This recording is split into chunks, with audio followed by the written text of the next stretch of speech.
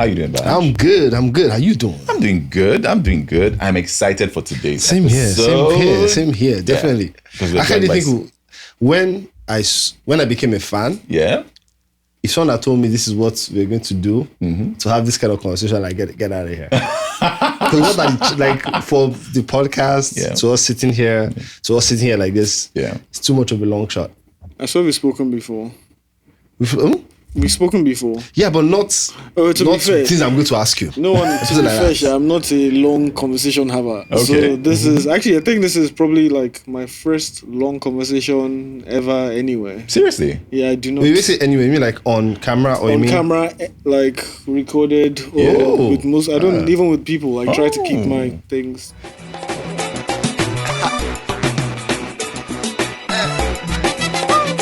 I'm number one to the E to the V to the N treason. If you ever say you don't need him, bleeding like we're in. Hello, everyone. Welcome again to another exciting episode of Paul and Baaj with Dare in character. Thank you for joining us. Thank you guys for having me. It's going to be a great one. Yes, definitely. How's your week been? It's been good so far. Can't complain. Okay. They're not stressing you too much with your film. Huh? You're not stressing you too much with your film. No, I mean, this is the fifth time. Yeah, so you're pretty used to it now. Huh? Yeah, I mean, it's just Nigeria now. Every day Nigeria is stressed, so it's like nothing is new. It's not showing, Shao.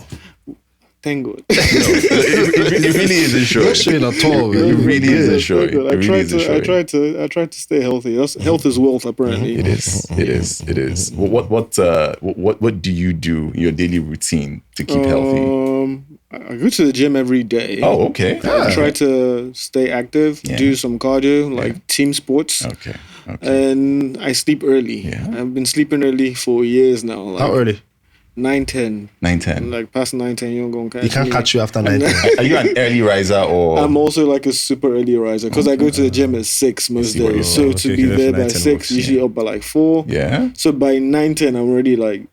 You're in your day. I'm ready. Day's already kind of done. I get you. I wish I could pull that off, but I'm too much of a night person. Yeah, I love night. I read a book when I was like 19 by Jocko Willink, who was like a Navy SEAL. Yes, he was. And it was like 4 a.m. thing. Yeah. It was like a book, and the whole thing was like the principle of 4 a.m.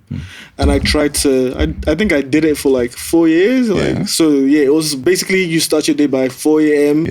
And you kind of lock in. Yes. And you just like, it was very intentional way of living your life. It was very helpful when I guess when I was making like my first movie, because that's the lock-in that I needed to get that kind of stuff done. Speaking about your first movie, Ojukokoro, if I'm not mistaken, you made that in 2016. Yeah. I remember coming out of the cinema when we saw it at Africa. That's the African International Film Festival. I think it was a Genesis, or what was it? Yes, it was at Genesis. Yes, somewhere. In Palms. Yes, Lekki, Victoria Island, Lagos, Nigeria.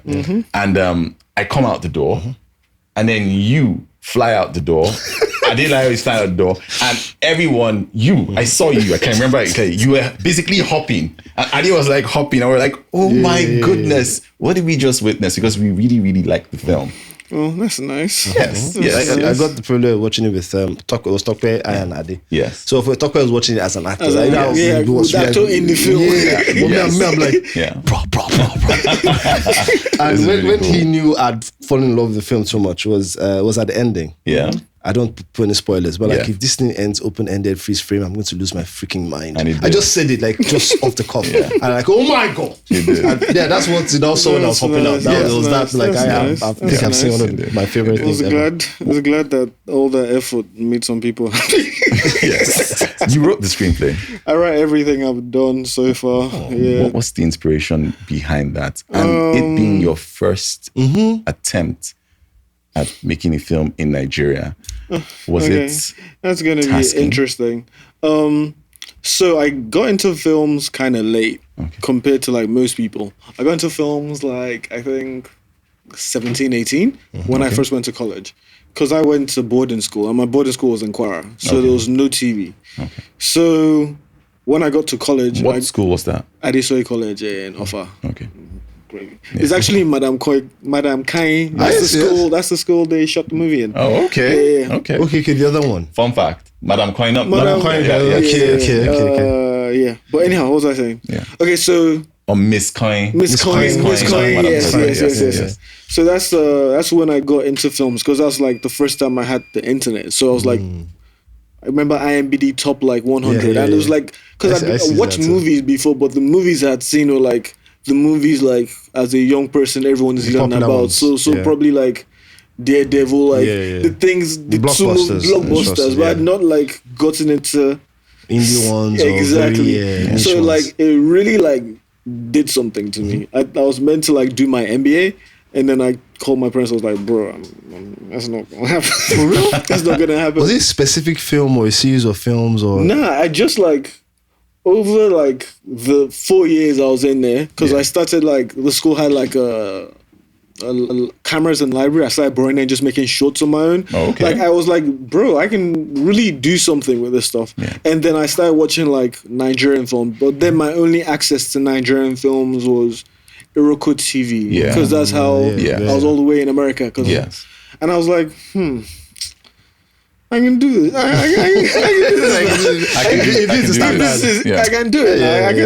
can do this. So like my plan was like, after I came back from school, I was just gonna come and shoot a movie. Yes. But my parents, like Nigerian parents, were like, nah, you can't. After that money we spent, after it's not gonna work. So if you're gonna do that, at least go to some school for this thing. So what film school did you attend? I went to Colorado Film School, CFS. In the United States? In the United States, in Colorado. Yeah. And I guess I should jump into this before that. I mean, I'd always been like interested in like reading. Like before I even went to school, like back when I was like a kid, anyone that knows me knows like I would steal your books. Like if you had novels, I was like a reader. So when I got into film, I was like, this is a way to like take like books into the thing. I was like, dog, I gotta do this. Yeah. So I was like, all right, cool. If I gotta go to school and I gotta do this, and what's the best way that I'm gonna do this? And I was like obsessed, like I said, I'm obsessed with reading. So, and the thing with me is I tried to learn from like people that have done things before me. This is why. So I was like, what's the best way to do this? So I started reading like how the directors start their thing. And I found this book, Rebel Without a Cause by Robert Rodriguez. Yeah. And he was talking about how he made his first movie. Yeah. So he worked in America, El Mariachi. Yeah. He worked in America and he was like, bro, I do not have enough money to make this. Yeah. But if I go to Mexico, the money I was going to work. Yeah, every dollar goes in long. Nigeria now became the Mexico. So I was like, all right, well, I can save a little bit, and then Nigeria is gonna be like a lot more. Smart, And then the second thing he did in his book was like, he just made the movie based on the things that he had. So at that point in time, he had a guitar case, he had a turtle, and he had a ranch in Mexico. So the whole movie of El Mariachi is about a guy with a guitar. So I was like, all right, Dare, what you got? My dad had a petrol station. Yeah. So I was like, and I had a briefcase and I had a gun. Yes. Like a toy, a starter pistol. So I was like, all right, I'm gonna bring these things to. These things are gonna be the movie. And that's how the movie. I think I wrote it like a day or 2 days or something. Yeah. The entire first draft. The entire thing. Yeah. And was it just that draft? Yeah, and I mean, I kept editing over like a year, but like the majority of the thing, because then I was also like, for like my first 4 movies, just movies that I really loved. Yeah. That I was trying to say, how can I give it my own retelling of that? So. Ojukoko is Reservoir Dogs. Yeah. Pretty much, yeah. It's Reservoir Dogs I like it so much. in Nigeria. Yes. With also like, I guess, a social element to it. Because all my movies have that kind of social element to it. For people who may not know, Reservoir Dogs is a film by Quentin Tarantino, shot and I think released 90s. Sometime in the early 90s. So, It's tough. Harvey Keitel, tough. Harvey Keitel, Tim Roth. Tough. The Ojuju, the Masquerade. Where that one come from? Actually, that was my little brother. I think he was like 15 at that time. So I wrote the draft and I sent to him. I was like, do you know what would be cool? A Masquerade. Yeah. I was like, nigga, why? And he was like, nah, just think about it. So I was like, all right, cool. Yeah. And then He was onto something because that was so and then I put it in. Yeah. So I gave him assistant producer credit. no, you have to. He earned it. He tried. Yeah. Very good at it. Because when you see remember that moment. Yeah, because when you see masquerades in film, you don't see them used for that particular purpose. Yeah. So I was like, Yeah, I was very good at the show. Damn. Just in case I've probably told you before, but Oju Kokoro is definitely one of my favorite Nigerian films of all time. Oh, I love that for me. Yeah, definitely. Like it's Oju Kokoro, Shawori Day. Like that's that's top tier for you. Yeah. And it's one of the few films I watched, and I didn't know whether I would have loved to have made it or to have been in it or both. Yeah, I remember you distinctly saying, "Why wasn't I?" I think not just you. I think all of us. Why were we not in this movie? Pretty much the entire cast just happened to be people that we know pretty and like a lot. So it don't feel like a party that happened and you were not invited. Yeah, I think we shot that over like 10 days. Yeah. In 10 days? Yeah, 10 days. Yeah. 9 days. Yeah. On the outskirts of Lagos. On the outskirts of Lagos, petrol stations on the outskirts of Lagos. Yeah, making movies in Nigeria is an interesting thing. Oju Kokoro was a very like a writer's movie. Because when I watch it now, that's why I'm always surprised that people like it so much. Like when I watch it now, all I see is like deficiencies because it's like my before that, the longest thing I'd ever shot was 3 minutes. Yes. So it was film school. In film school, it was from 3 minutes. So you're not doing like a bunch of shorts. I didn't do no shorts. I was like, bro, back then I was like, why would I do a short when I can do a feature? That make no sense. Yeah. So I just went straight from 3 minutes to 90 minutes. Yeah. So it was like I didn't know like a bunch of stuff. Like I didn't know about framing. I didn't know about it was just like, how can I get like this story out? Yeah. In like the simplest way that will not kill me. In the most efficient way that won't kill me. Yeah. That's what I was trying to do. So when I watch it now, I'm just like, bro, it's like no camera movement. There's like no color theory. I'm just like, this nigga's just winging it. But I think all those choices were intentional. Yeah. I felt. Even within those confines, like it was just like, okay, I can't push. Yes. Let's just keep it as simple as possible. Do you get what I mean? Yeah. I think I even worked for the story because of how the plot is. Yeah, it helps to balance it. I had no lights, so I was like, I'm not paying for lights. The night scenes were pretty dark. So I'm only going to write everything in there. There was only one night scene. Yeah, can I ask a question? Felt even that. I was like, how can I make this as feel underlit as possible? You didn't get any pushback from the cinematographer. So he begged, but like I was like, I'm just gonna write the whole thing in the day. Because the interior scenes, yes, there were day scenes, but they were interior and massive window. So before everything, I was like, I need, because I'd been in film school, and in film school we had to make a movie every week. I see what for you're saying. 2 years. Yeah. So I made a 3-minute movie every week for 2 years. So I learned how to do things with nothing. Do you get me? So I was like, all right, I know. I can do this. I can do this. And I had seen Orogo TV. Yeah. I had seen what people. I was like, nah, come on, you guys will take this. You take this. No disrespect. No disrespect. Actually, it helps. It actually does help, to be honest, because you're always going to start with that fear of, well, am I good enough? Do anybody watch what I'm doing? And then you see that other people are not that they're good enough, but you're seeing what other people are doing, and you can see how brave they're choosing to be with their stuff. So I can be that brave. Yeah, true. After Oju Kokoro, what was the next thing you did? If I'm not mistaken, Knockout Blessing. You were there. Yes, that's the next film. Yes, I was lucky enough to be invited to the party. You know that kind of thing. I shall keep waiting then.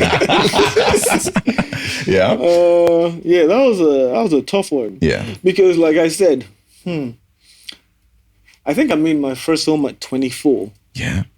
So like this happened at 24, and I didn't know anyone into like the film industry. Yeah. I didn't know. So when you get like it was a party, I like that day I was saying in cinema, I'm like, who are these guys and why are they here? Because like I didn't know anything about Afref. It was like my producer who was like, let's do this stuff. Femi Ogunso. Great guy. Shout out to Femi. Shout out to Femi forever. But like if I knew better, I wouldn't. That movie probably wouldn't have come out in Afref. Do you get what I mean? Like now with the things I know, because it came out like in Afref, like in November, then the release was like in March, like 6 months later. We couldn't even sustain the hype or the tempo, But yeah. But I feel Afref was a very good place to premiere that film, though. For you guys, not for me. For us, not for me. True. I mean, in retro. So yeah, for Knockout Blessing, it was the thing of, okay, I just did this thing with like a bunch. Like I had only tripods. I had no. Also for knockout blessing. No. So I was like, all right, now that I know a little bit more about the technicality behind the stuff, let me see what I can do and push this. And then I was also obsessed with like Nigeria, man. Like my first movies are all about Nigeria, because I was like, When you say Nigeria, what do you? It's like, because like for me, I used to, well, I still think like movies are like meant to be educational.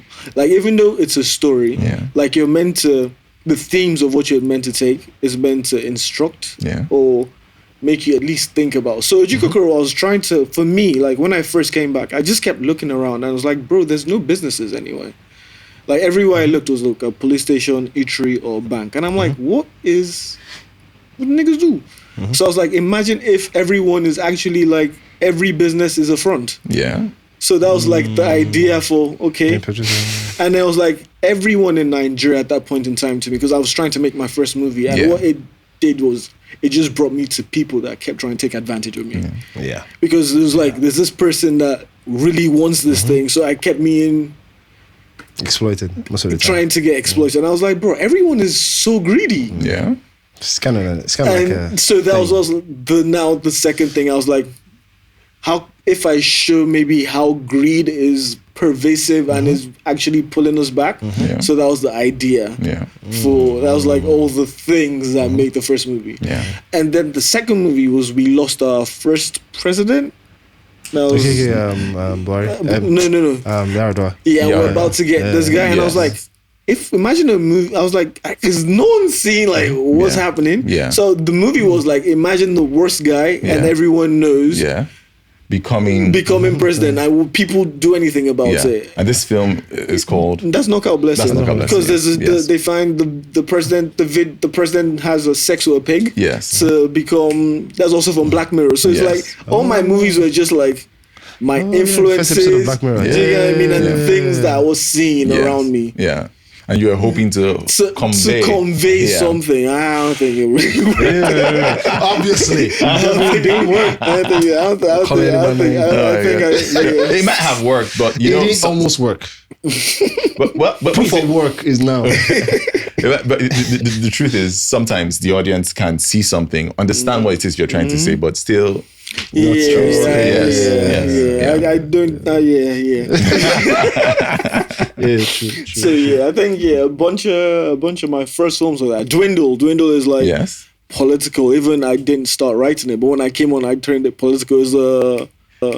You also produced Dwindle. Yeah, I also produced that with Kaide Kasu, one of my good friends. I think this is the first film I'm doing that is not political in any way. ALAHUN. Yes, ALAHUN. and I'm so happy about it. I'm so happy about it. What is it? You wrote this one too? I wrote this along with Steven. Okonkwo. Yes, Steven is a good friend. How many years did it take you guys to write it? It took like 2 years to get this out. 9 drafts? 9 drafts. So was it 12? How did you know it was 9 drafts? I did some research. I think I posted about it. When you say 9 drafts, did everything change from the very first draft? First 7 got completely kind of scrapped, apart from just like the general idea, and then we restarted again. Okay. Yeah, it was Did you abandon the original inspiration for the story? No, the original inspiration was I wanted to tell, first of all, an adventure movie, like a Yoruba adventure movie that. We started out somewhere. There was a journey, like the way our folktales are, that people go to rescue a princess. This long, because I was like, bro, that's when I was young. There was this TV show that used to be on. What's it called? Tales by Moonlight. And they'll come in and they'll always be like, and I was like, bro, I wanted to give that kind of feeling, but like in a larger scale. So that was like, leave politics out of this. Let's try to tell a story, and also something personal, because I always keep like me out of my movies. There's nothing to do with me in Ojukokoro. It has nothing to do with me. There's nothing to do with me in any of them. But this movie, I was like, all right. Because I started watching, like, you grow older. I started seeing movies, and I'm like, bro, this nigga is like really saying something. Like, I saw The Odyssey, and you can see what Nolan is saying about himself and his family, and using the text. I was like, all right, I should grow up a little. So, and even though it hurts and is the most difficult thing to do, like be a little bit introspective. So it's more about, I think ALAHUN is more about relationship with expectations and also your family. That's what the core of the movie is, and that's nothing I've ever tried to do before. So. Just to be clear, ALAHUN comes out in cinema. It's not some random film that is coming out in the future. It's coming out this month in cinema. When is it coming out? On the 21st. 21st, nationwide. Nationwide. Yeah. Before we move on to something else, they don't know. That's what we're talking about, right? We're not doing that. How was it working on this film? When you take your experiences working on and convincing, because first-time filmmaker, is it safe to say your first few films were a bit unconventional? I'll say all my first films were like very genre films.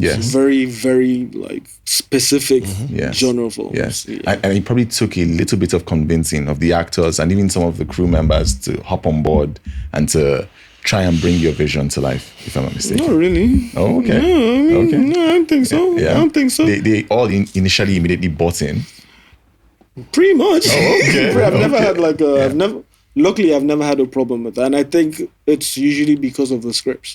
Because I don't think any film I've written till probably ALAHUN have I been able to translate what I've actually first wrote to script. It's always like the script of Ojikokoro is not the film. There's it's like probably 2 layers below, because there's things I could not do. Because I write and I'm not thinking about the reality of going on Nigerian sets, and then I go there, and then you guys are filmmakers. You know, as soon as we start making bargains with what can I keep? What needs to go? What needs to go? What is life not going to give me? What can I manage?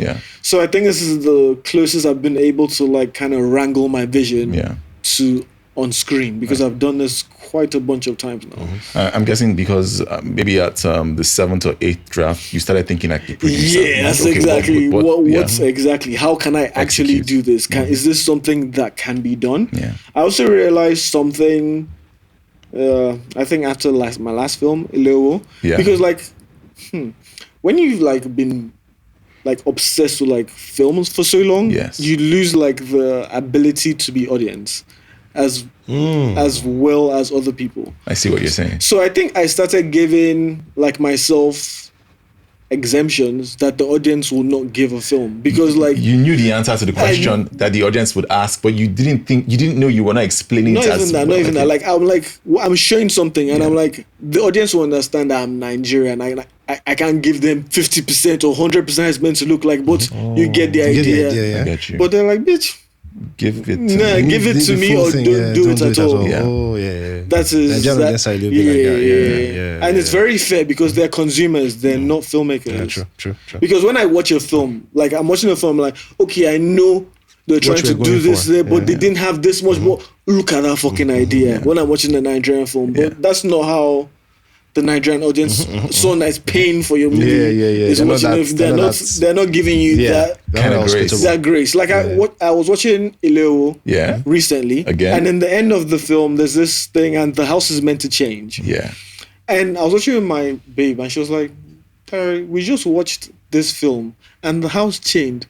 Look at what you did." I was like, bro.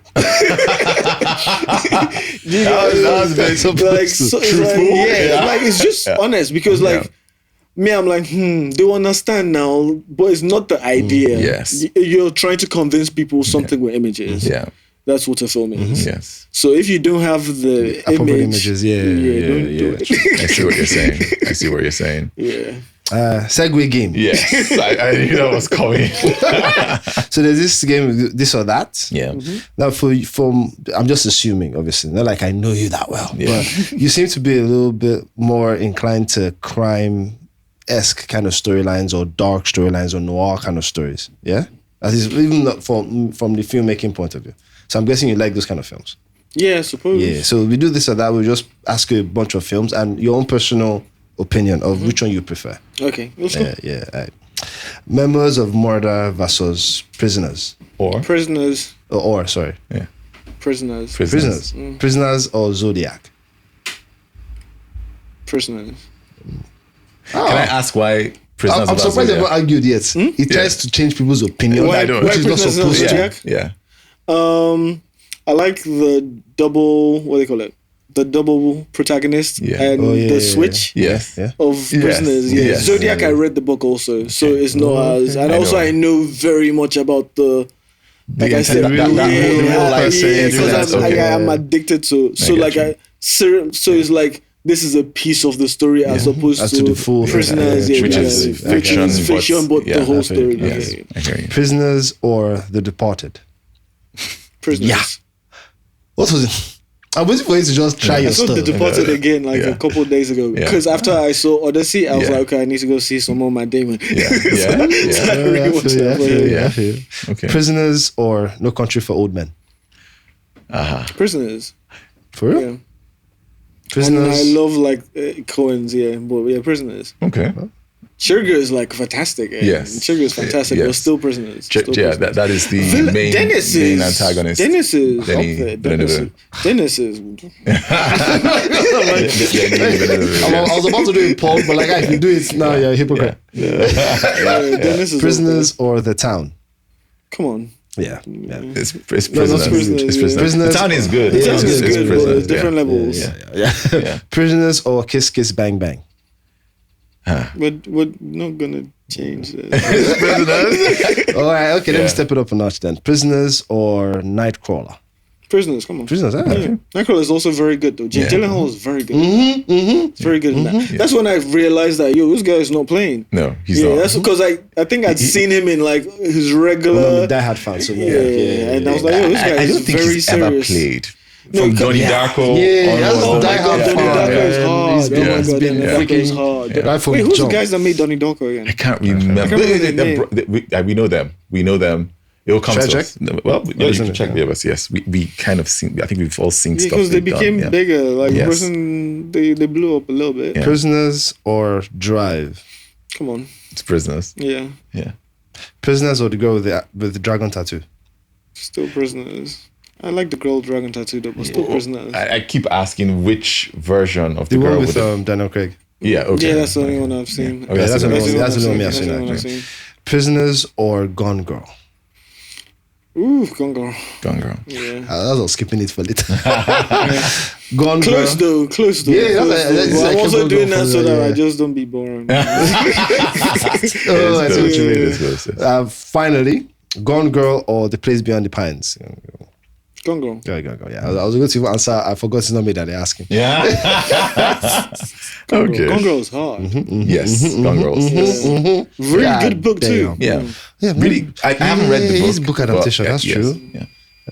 I need to get on reading, man. Reading is so fun. Yeah. Imagine knowing that for a fact and still not doing it. It's ridiculous, man. I got into when I was like 10. We had an entire, it wasn't like a library per se, but it was a room just full of books, sacks full of Mills and Booms, James Hadley Chase, anything, Harley Quinn. So from 10, I probably read about 200-300 Mills and Booms, James Hadley Chase. What in the Cat Williams are you saying? I was just reading. Then at some point, you now begin to see a pattern. Okay, this is how story is going to go. Wow. This is, if you're reading Harley Quinn, this is what's going to happen. Then I think at like 12, 13, I started moving on to That's why I fell in love with structure. Because my mom taught me how to read at like 3. Yeah. And so we started with like the fairy tales or whatever, and then Blighting. Yes. And then I ran out of that. So my dad was a lawyer and he had like encyclopedias. So I just read all them shits.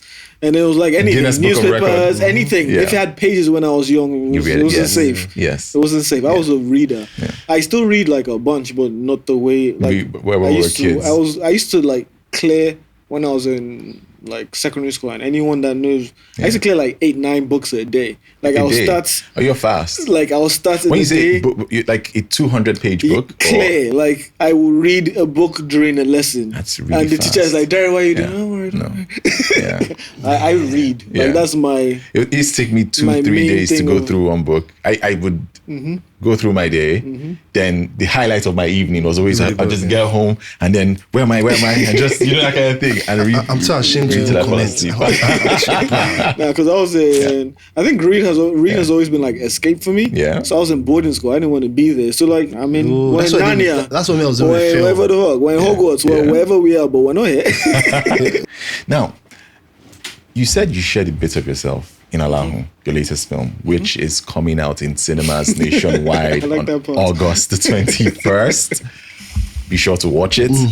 Can you tell us, no spoilers, what is the story about? I mean, you talked about the themes, but summary. I'm really bad at saying what the film is about. Okay, there's this song by Angelique Kidjo. Agolo. Yeah, it used to be on all the time. We all know it. We all know, yes. So I remember I was like, it used to scare me for some reason. Really? Because the video, I was like 4 or 5. Yeah. And I was like, what do I So I think I asked my mom back then, like, what's the story about? Yeah. And she was like, it's this girl. Yeah. I never thought to do that for a song I love so much. This girl who fell in love with this guy and she was this woman who was very pretty, and a lot of suitors came to her, and she was like, nah. Yeah. And then one day, some guy came up, and he was like very attractive, and she was like, this is the guy I'm gonna follow. Okay. And then everyone's like, are you sure? Yeah. And she follows. I'm probably messing this up. I'm just gonna check. I'm probably messing this up, but she follows him, and as he's going, he starts to take off pieces of his body. Oh, I know the story. Yeah. Pieces of body to do what? Yes. It's an African story. It's not just a Nigerian story. It's not Nigerian. It's an African myth. It's an African myth. So I was like, okay, let me take that. And my themes of like fatherhood and like expectations, do that. So it's a film about a kingdom where some people have been set up with an expectation. They're meant to get married, but they generally do not like each other. But because that's what they're meant to do, they're going to go on with it. And before the day she sees person she actually some is that she thinks is glitters, there's gold, and she refuses to communicate with anyone and leaves, and the guy she gets missing. So there's a new compact where the person who's meant to be married to her, him and her father have an agreement, a contract that they're going to marry each other's kids. Because he's the king and he's the warlord. So basically, his father has spent his whole life trying to make his child be the best person for this thing. But since his child was born, he's a sickler and can't be a warrior. I get you. And his father is the greatest warrior that's ever lived. So he's a disappointment to his father from the get-go. He weaves baskets and weaves women's hair, which is in that time like seen as effeminate. I see what you're saying. And he's like, at least what I can do is I can marry this girl and do my duty. And then he loses the chance to. Do you get what I mean? And his father is like distraught. And he's like, how can I regain and settle everything? But at the end, realizing no spoilers. It's just trying to find the journey to yourself. Okay. I think I'm gonna enjoy this one. So, who are the actors in it? Yes. We have Ibrahim Chatta. We have Faithia Balogun. We have Moshood Fata. We have Tomi Ojo. We have Ronke. No, I don't have Kunle Remi. I have Kunle Remi. I do have Kunle Remi. I was thinking of you think that's Kunle from the first film. I have Tobe Tedela. I have Omomi Dada. Odumala. I have Odumala. Yes, I do. I do have. I have a ton of people in this movie. We tried. It's actually star-studded. We tried. We have Candy Blaze. Peter Fatumulola. Yeah, we tried. It's very. I think the most important thing though is that this is like a very, very, very heartfelt movie. Like when you leave, because like Kaede watched it and Kaede watched all my movies. Kaede Kasum. Kaede watched it without music, and then I was like, good movie, right? And then I think, shout out to Kaede Kasum. Shout out to Kaede Kasum. We did something over here. We did something over here. It's taken 2 years to complete it. Yeah, but it's been. But from your description, looks like this one is definitely different from everything else you've made. Yeah, I think this is you're gonna be like, wait, who made this? Would you say this is your best film I think to date? I think you guys will say so. Okay. My friend is still Ojukokoro. Yeah, I think At this moment in time. At this moment in at time. least until August the 21st. I think it's my best film because it's a film about.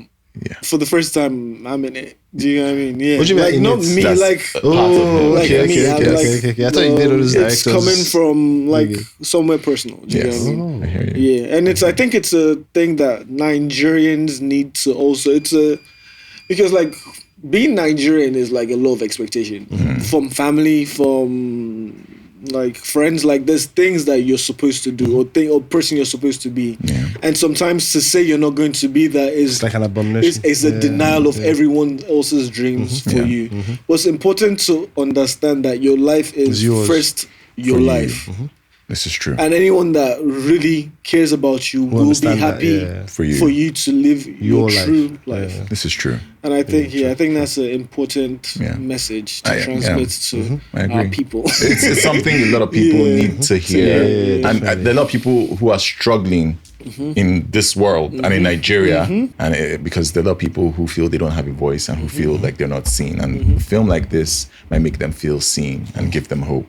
So well done. Yeah, also from like I guess also like not let's skip all this.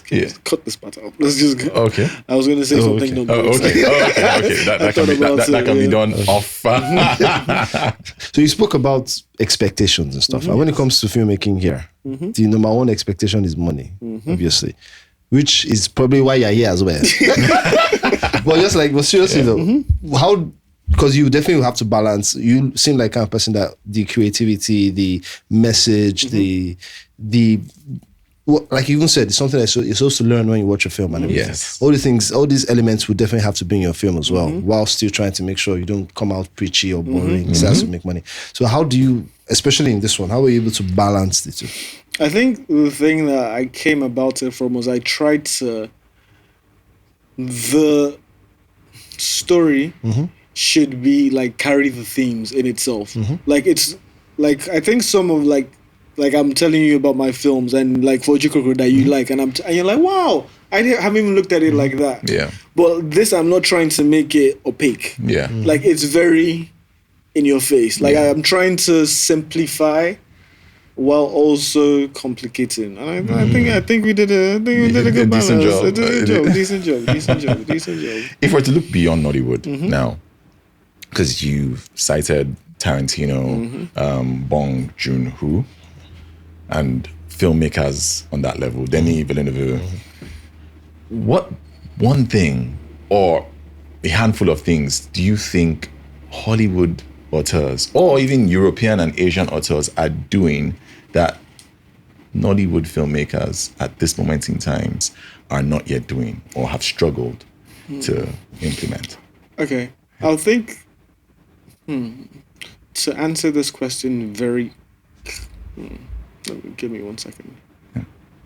I think the biggest thing will probably be preparation, and it's hard for us. By preparation, do you mean pre-production? I mean writing or everything. I mean like to make a movie I was on Transcendence for my last school project in Johnny Depp. Yeah. Oh, okay. And You worked on... Yeah, I was a PA. And the budget for chairs and food for just the Colorado set was $500K. Dollars? Yeah. On air? Because we have to be clear. Do you get what I mean? Yeah. Like And this is just for the set in set, Colorado. Yeah, in Colorado, because just shooting some bits in that part. And it's like, when I think of Nigerian films, because I have friends that also graduated from film school with me, and we keep up. Like, every Nigerian filmmaker, from my point of view, is a miracle worker. The fact that we can make films that are even watchable at the level at which we do, with the level at which we exist, to me, is miraculous. So, like, for me to say to a Nigerian, what can you do from people who are living in a different reality is very rude. Can you say it's unfair? Almost. It's very unfair. It's very unfair. Like I was watching I was talking before we started. Is Corey Baker? Yes. His first film is 750k to make, and he's made 444 million today. Corey Baker is an American filmmaker who recently made a film called Obsession, which broke all sorts of records. He's 400. And Jesus. everyone is like, wow, this is a low budget. Yes. Bottom of the like $750,000. $750k. So I was watching the making, and this guy is shooting on The Expanse in a studio that everyone at 8 closes.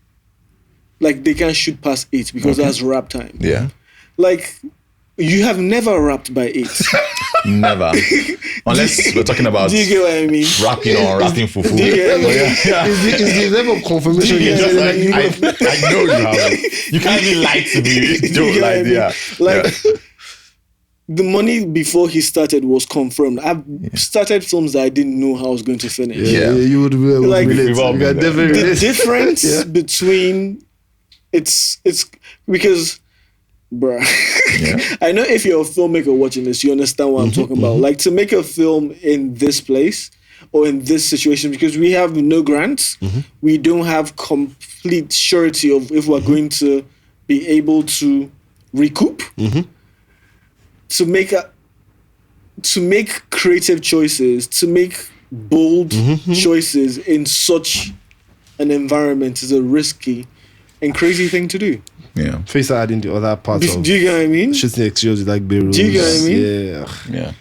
Yeah. Okay, so if it were actually possible for us to make it in a better climate with those resources, if you had $50 million, let's say you have $50 million, for instance, what kind of film would you have made? If I had $50 million, what kind of film would I make? I think every film.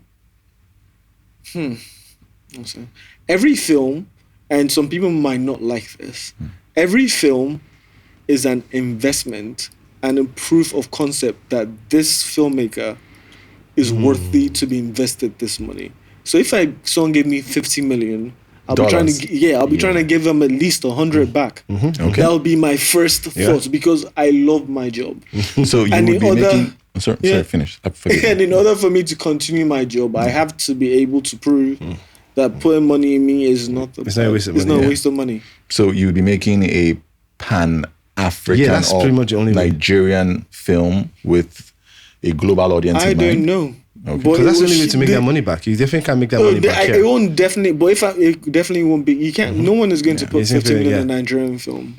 Because we don't. No, we don't. It's not possible. Yes, it's not. It makes no sense. At this moment in time, we haven't proven that we. I don't think there's any way you can make that money back. Like the whole box office. You have enough now. The whole box office for last year is less than $3 million. This is true. There's cinemas in New York that make more than that in their own running. Just in the weekend. So when you say the whole box office, you mean the highest grossing Nigerian film? All the movies added together. That's what you mean? Do you mean $30 million or $3 million? No, I said $3 million. $30 million. One film made $3 million. I'm saying all our films together. Because that's Nigerian film. So the thing is this. It's just very surprising to hear that. We are a very tiny. We were one of the biggest, but we're still a very an emerging film market. We have 40 cinemas. 40? Yes. Because just 2 years ago it was 20 something. No, we have 80. When I came, it was 40. So now it's like 80. And not all of them are functioning at optimal capacity. And we are living in multidimensional poverty. What do you mean by that? The average Nigerian earns less than $3 a day. This is true. So this is what I always come from. Before $3 is roughly 5,000 naira. Roughly 5,000 naira. I was like I told you guys, I did economics, and so that's where I first come to think. Before you can do anything, there's like a Maslow hierarchy of needs. Like before you get to entertainment, you need shelter, you need food, you need security. Basics, definitely. Yes.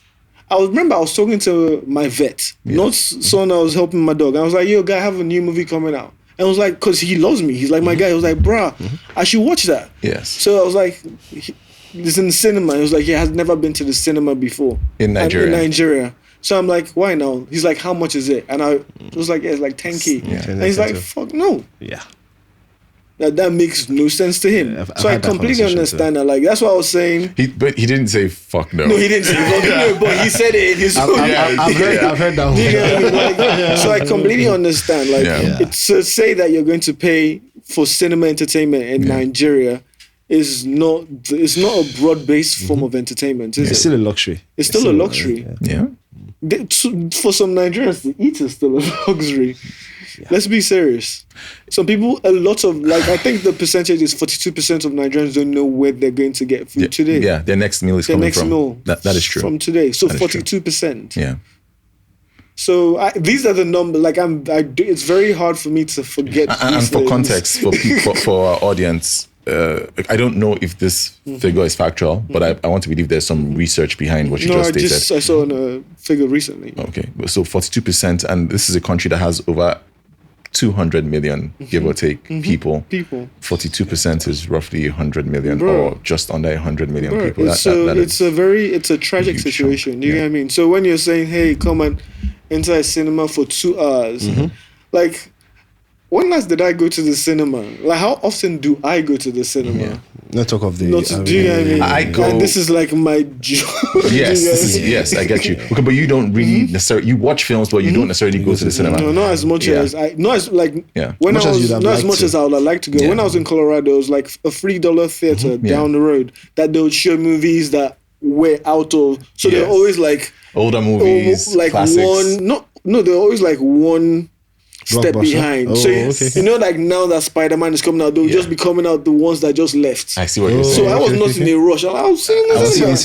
Yeah. You know what I mean? Yeah. But we don't have that system because it could also be a thing. We don't here. have that much money. There are 4,000 cinemas, 4,027 cinemas in North America. Yeah. They're less than 80. Yeah.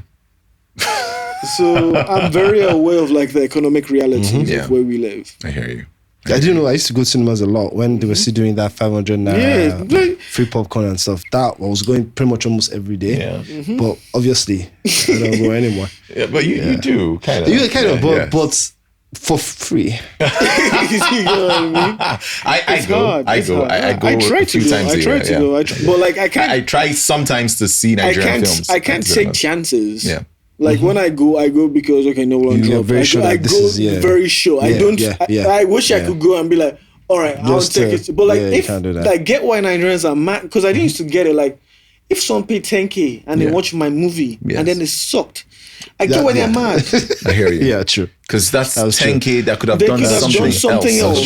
That's true. Not even just the 10K, the time to make out 2 hours of your day to enter traffic. You now have gone to work. Yeah, true. And you're probably not going by yourself. Do you get what I mean? This is true. You're not going by yourself. So, you now buy popcorn, so they already sent you to 16. Yes.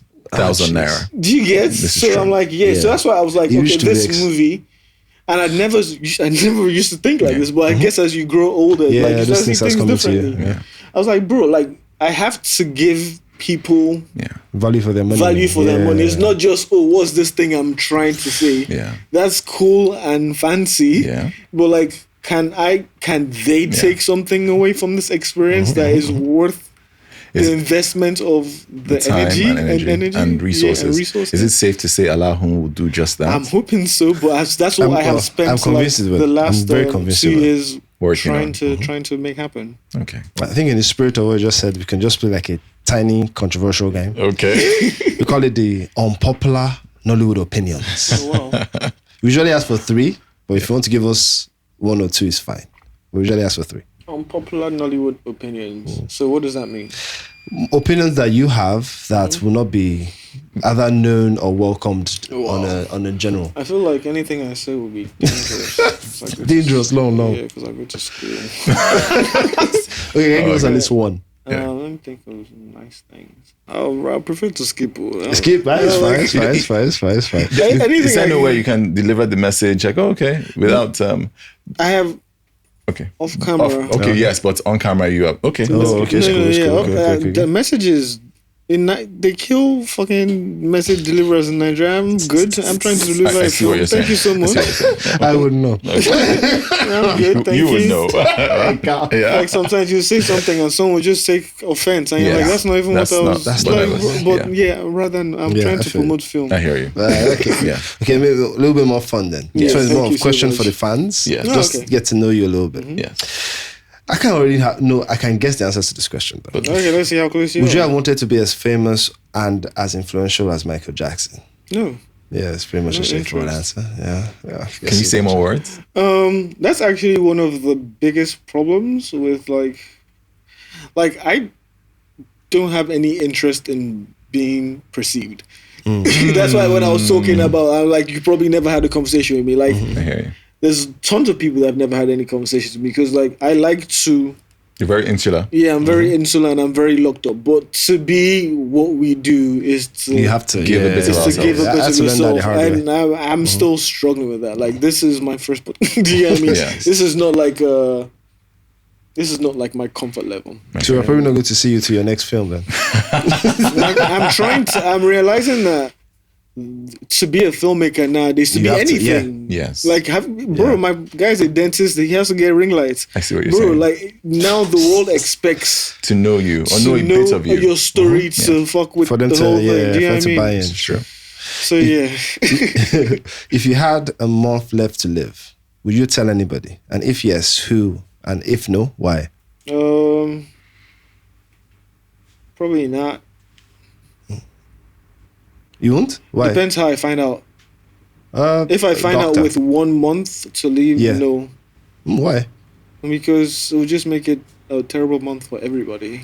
Are you sure? Yeah, 100%. I know the people in my life. It would I just, hear I would take my 1 month from them without them knowing. Yeah. Can I? Okay. So I used to feel that way. you don't want to make it a miserable 1 month for them. Yeah, no, and also because they will make it more. Some of them might make it more about them than my 1 month. Oh wow! I see what you're saying. I never ever factored that. There are lots of times I've gone back and forth with that question. But Because for me it was about I don't want the last month for you with To a me pity. to be filled with that. That's how I felt too. Yeah, To oh build my Stevens's God, point of my view. dad's dying. Yes, you are right. Some people might try to make it all about themselves. Yes, that's true. That's cool. Yeah. This one is, I already have my opinion about this one. I've made it, but like clear. Okay. Everywhere. So he had better give you the exact. No. Okay. This is opinion, but maybe just mine. Yeah. Can AI make great films? No. Now, Do you think that will change? and yes, do you think it'll change? Do you know what AI is? Do you know how AI works? Artificial intelligence. No, that's Yes. AI. Yes, But do you definitely. know how the AI that we currently work? Do you know how the GTP transformer works? Could you? My you own care idea to is tell just us? collates Okay. already available information. then So what recreates it does is it takes and it makes a probability based on the text that it has. So it's a probability string of what's going to happen next. Yeah. You can't make something new Yes. from crunching old stuff. Data. Because creativity is creativity. an unexpected spark from what you see. Like But can I ask this Oh, yeah, question? okay, yeah. Follow up question. Because when we say, do we think AI can make great films? We are removing the human element completely.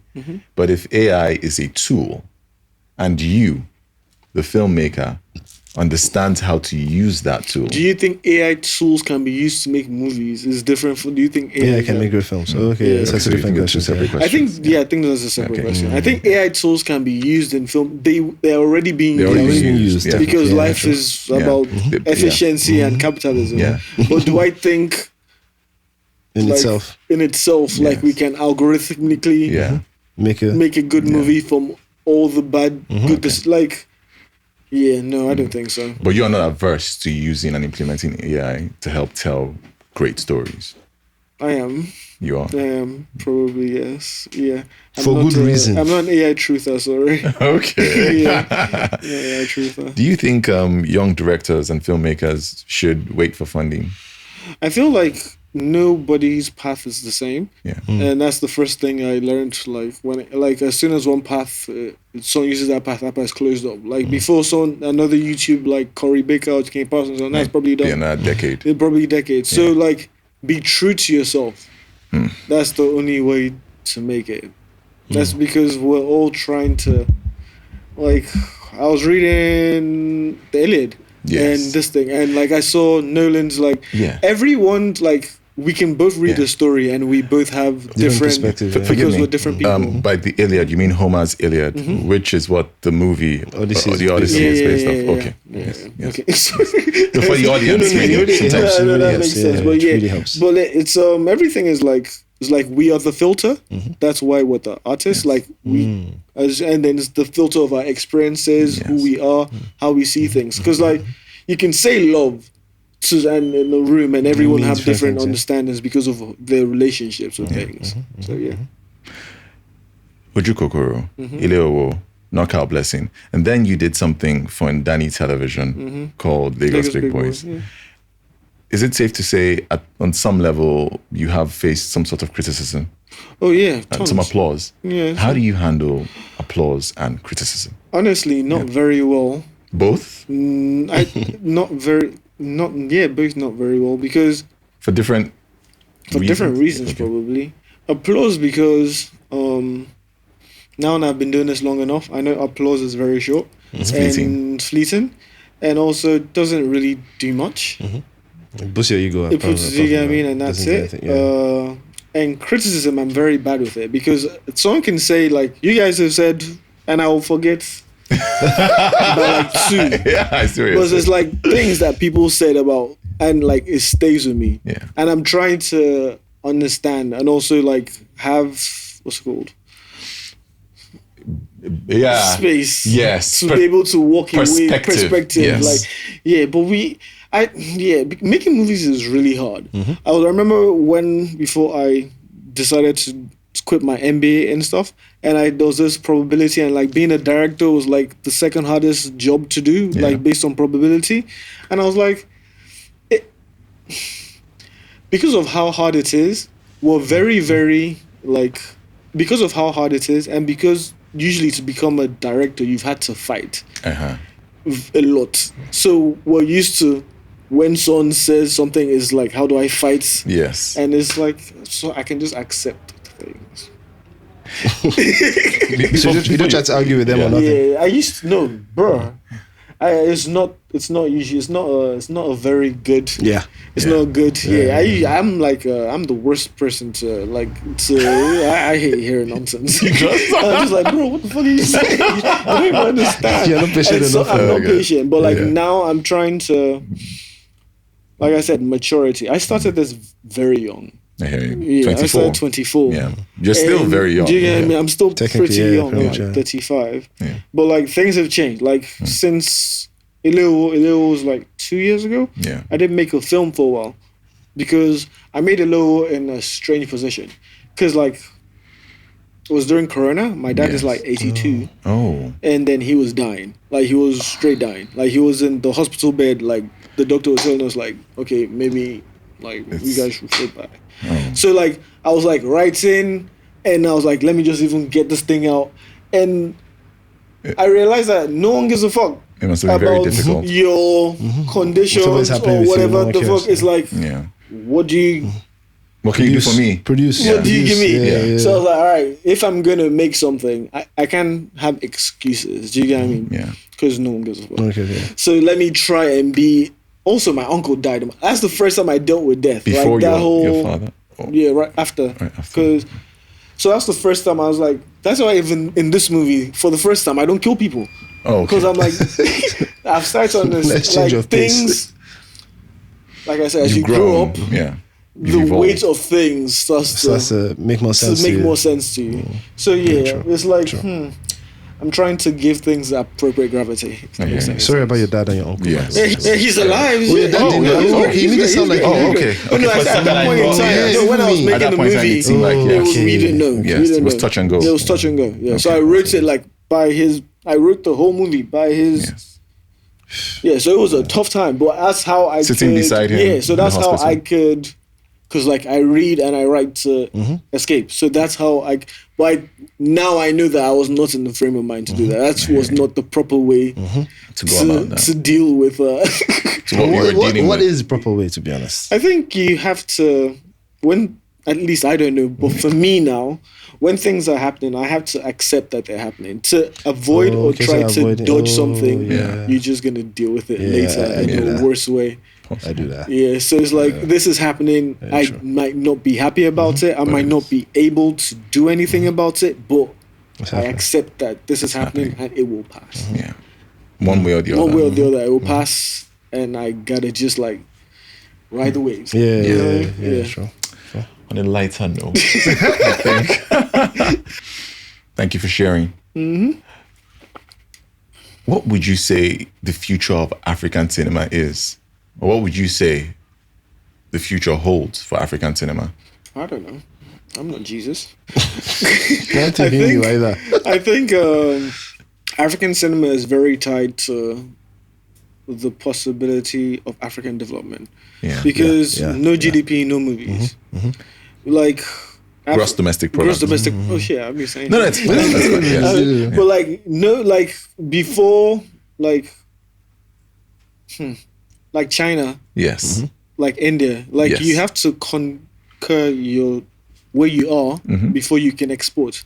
We can't, when we make our movies, we can't even sell them properly in South Africa. There's no cinemas, and I think there's one cinema in Ghana. Yeah. There's no cinema. That's pretty much it. Okay. Just one cinema in Ghana. Yeah. At least it seems so. Okay. Two. I think two silver bit. I mean, that we can show it. Yes. I see what you're saying. Oh, okay. I see what you mean. Until like. Okay, I see what you're saying. Nigerian owned cinemas in Ghana. Not even Nigerian. But African cinemas that is taking African film. What was the last film that you watched that wasn't a Nigerian film? Have you seen the Mozambique film?